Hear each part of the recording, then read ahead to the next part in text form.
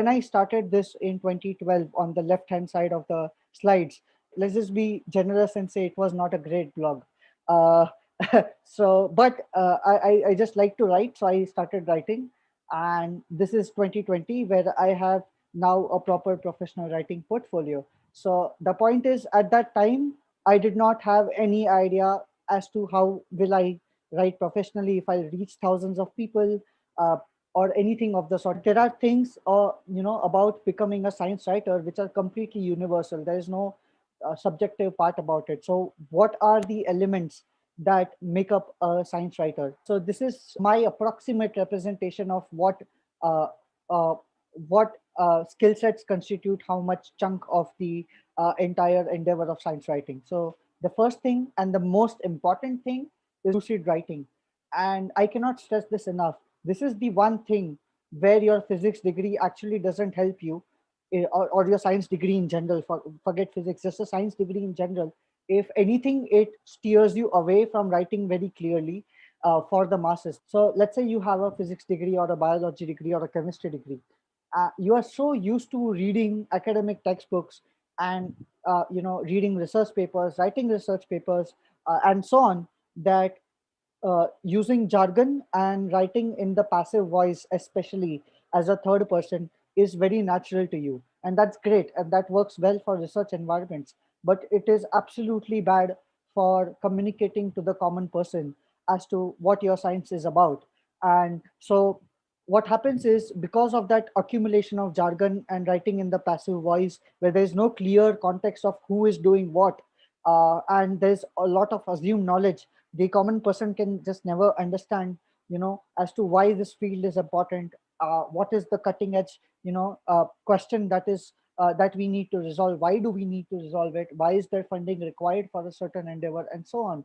So this is the one thing that I had to unlearn. I had to unlearn academic writing, and I had to learn lucid writing. So because you are communicating, again, you're communicating to a broad set of people who probably have never even took science in their college, junior college, or anything equivalent. So you're communicating to, people who have, even if they have taken science, that maybe in the 1970s, you don't know, right? So you're communicating to the broadest audience possible. But you would be surprised to know that as and when I started writing, it was possible with effort to break down even one of the, some of the toughest concepts in, astrophysics, for example, right down to the level of, a person who is just in school, or a student who is in school. It is possible. It's not like it's not possible. It just takes time and effort. So lucid writing is the most important thing, and it has to be non-academic, it has to be in the active voice, and there are many other things to go along with it. So the most important takeaway should be, try to unlearn academic writing if you want to become a science communicator. Then the second thing is, and this is something that many people overlook in my opinion, digital media tools. What do I mean by that? It means knowledge of everything that makes up your infrastructure. So even though you are writing to an audience, there is a medium in between you and the audience. So there's websites, there's social media, and so on and so forth. So you need to learn the specifics of, what a website is, how does it reach people, how do I get myself known to people, how do I present things on my website, what is a good reading experience on a mobile phone, and how do I make people uh, discover more articles if they have read one. So these are things which don't have anything to do with science writing, but it helps your science writing because it gets more people interested and it reaches to more people. And again, that's the goal, right? The reason you are doing science communication is to reach more people. So you cannot ignore this aspect. So you need to learn what is the correct time to post on Twitter. So for example, what I have learned is, about from now 5 p.m. to 8 p.m. is a great time to publish on social media if you're targeting a global audience, because the US wakes up at that time, and the Indian audience has just left their jobs. So they are also, on social media, checking their Facebooks, checking Twitter, and so on. So there are many such small things that you need to figure out for every platform, so as to put yourself out there in the most effective manner possible. So if lucid writing is about effective writing, then digital media tools is about efficacy of putting yourself out. And then the next part is domain knowledge, and this is obvious, I don't need to explain this. Of course you require some knowledge of what you are writing about, so that is a given. So in my case, physics and space in general, obviously I require some knowledge, which I thankfully got, so that is useful. But the just note the proportions here. I am weighing lucid writing and digital media tools far more, both individually and as a whole, than domain knowledge. And the reason is, I have seen writers and editors who do not have a science background and do a better job at communicating a research paper which has been just out than a scientist has. So I think that's the most interesting takeaway for me here. The fourth thing is fast information processing. Now, this is the one thing where I lagged for a lot of time. I took a lot of time to process a certain body of knowledge, but over the years, I have gotten very good at it. I think uh, what essentially is required here is, if a new research paper comes out, you need to be able to, let's say, or a new announcement is made by NASA, for example, we have discovered so and so on the moon, or we have discovered this on Mars.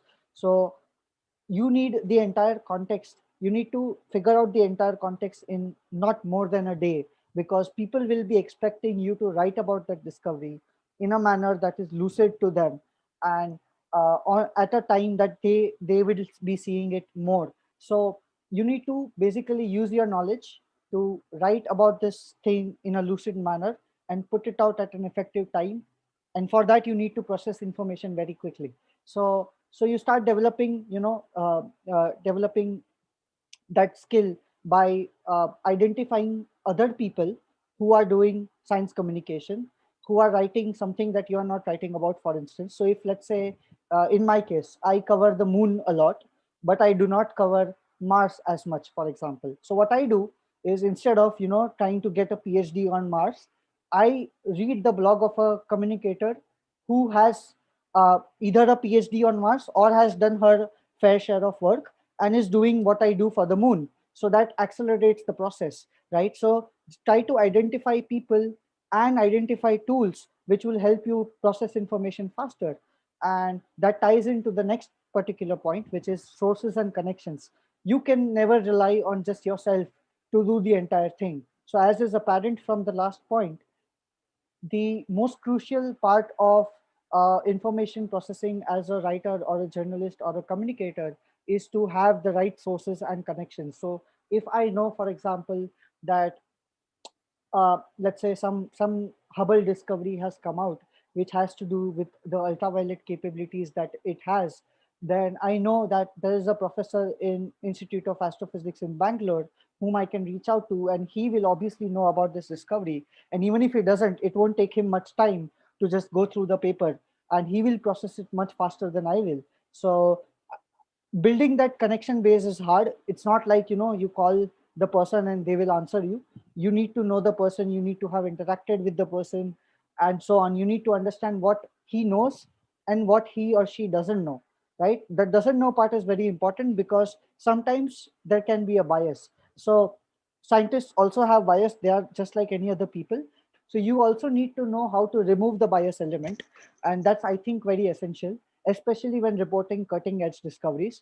For example, if there is more experimentation required to confirm the discovery, your job as a communicator is not to say, this is what we discovered and we know for sure that, okay, this new particle exists. If there is if the statistical confidence in that particular particle is not great, then you need to identify the people you can speak to about, okay, what is the missing factor, or what is the particular observation that is required that will fill this gap.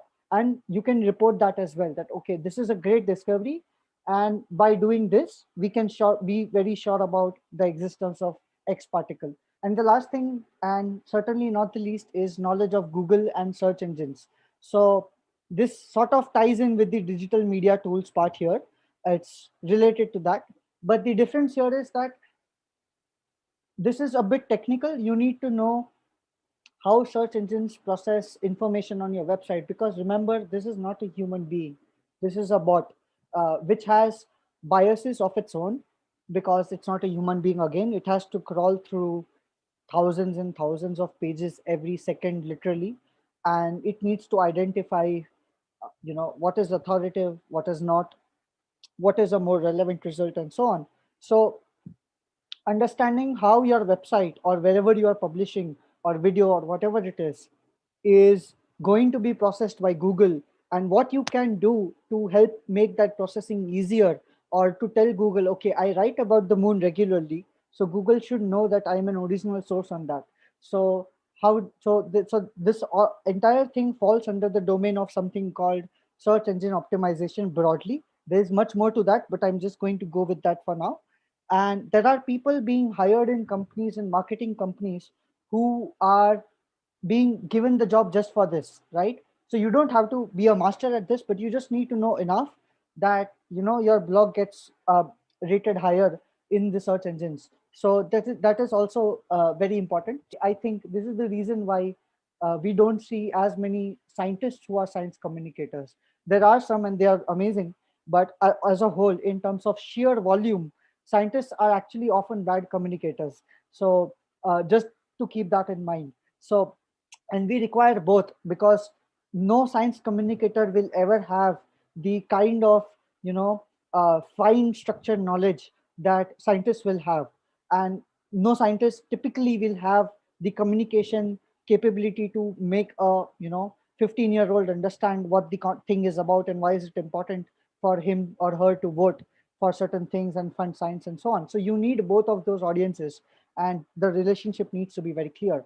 I just want to show here as to what elements go inside convincing the editor of a publication as to why they should fund your article and pay you for publishing your article. So first is, your pitch needs to be unique. Then you need to keep your pitch very brief. Nobody wants to read very long emails.